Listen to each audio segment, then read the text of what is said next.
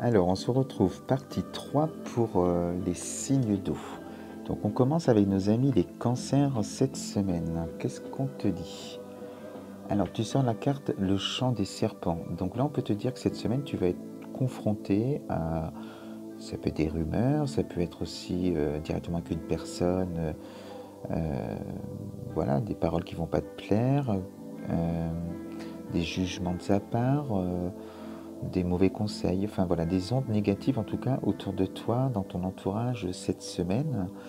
Et on te dit bien de tourner le dos à ça, de ne pas absorber et vraiment de te dire que chaque, voilà, les gens qu'on rencontre, si elles sont méchantes, il faut voir déjà une personne qui souffre en fait, mais qui n'en a pas conscience sur le moment. C'est par effet miroir, tu lui projettes quelque chose qui réveille chez elle aussi des émotions et qui la rend, voilà, où on ne voit pas son meilleur côté en tout cas.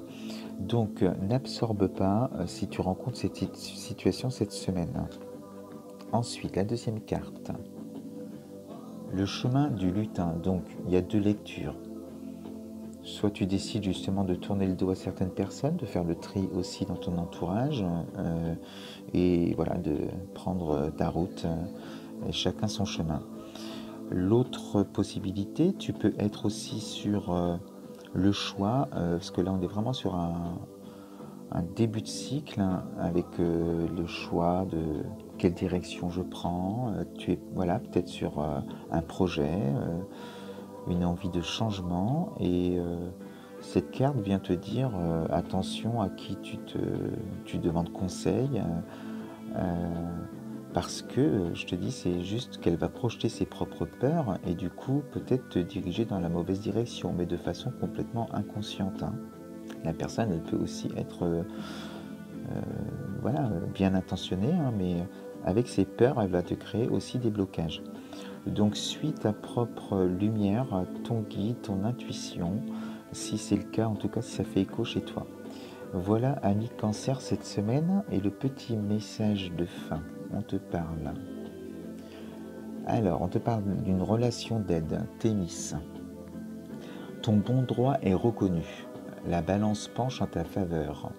Tes actions vertueuses sont récompensées et l'équilibre universel rayonne sur ta vie qui s'enchante. Donc voilà, mais je pense que plus tu n'absorberas pas, tu feras le tri, tu t'entoures de gens positifs, tu restes dans des énergies positives, et bien tout ira bien pour toi, ami Cancer, cette semaine. Voilà ce que je voulais te dire. Nos amis Scorpions, cette semaine, qu'est-ce qu'on dit pour toi? Alors, ami Scorpion, cette semaine, avec la Fée des Bois, on te dit que tu as besoin de soins, de séances énergétiques. Tu as besoin de t'élever sur le plan vibratoire et de t'apporter en tout cas beaucoup d'énergie, d'amour. On est sur une carte, le chakra du cœur, et ça te fera le plus grand bien. La deuxième carte, donc la bibliothèque des grimoires. Donc avec cette carte, on te dit de t'élever sur le plan énergétique, vibratoire, de t'aimer davantage, de t'apporter tout cet amour qui se fait aussi dans les thérapies que je propose. Ça va te permettre d'élargir ton champ de connaissances, parce que là on est sur aussi le chakra couronne, et on te dit que tu vas avoir accès à des informations que tu ne peux pas justement aujourd'hui avoir accès en fait. Donc il faut t'élever, il faut faire travailler sur toi, revoir tous tes...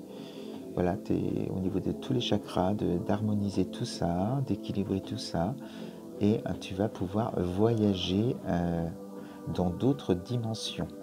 Voilà si ça fait écho chez toi cette semaine, Annie Scorpion. Et le petit message de fin, on te parle du chakra, alors de la communication. On est sur le chakra de la gorge. Ton authenticité est magnifique et juste à exprimer.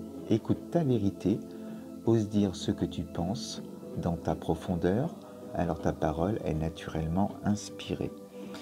Donc voilà, tu dois savoir exprimer, oser dire avec la main sur le cœur ce qui est bon pour toi. Voilà, ami Scorpion, ce que j'avais à te dire pour cette semaine. On passe avec nos amis les poissons. Cette semaine, on te dit quoi? Le passage secret, donc il y a la fin d'un cycle, il y a quelque chose de nouveau qui t'attend, une opportunité, une direction que tu as choisie, que tu vas prendre, et en tout cas on te dit de la prendre parce que c'est magnifique ce qu'il y a derrière la porte, avec toute cette lumière que l'on voit. Donc c'est pour cette semaine où voilà, tu es peut-être là, juste à monter les marches. On va voir la deuxième carte, qu'est-ce qu'on nous dit? Eh bien, reconfirmation, hein. Il était une fois, donc là c'est le livre, la nouvelle page, et on te dit bien que toi et toi seul, crée ton lendemain, toi et toi seul face à ta vérité, face à en connexion avec ton âme, ton intuition, toi et toi seul, tu vas pouvoir prendre cette décision. Voilà, si tu décides pas, si tu commences à demander des conseils, trop de conseils aux gens, tu vas perdre toute cette lumière. Donc une nouvelle page t'attend, ami poisson, une opportunité cette semaine.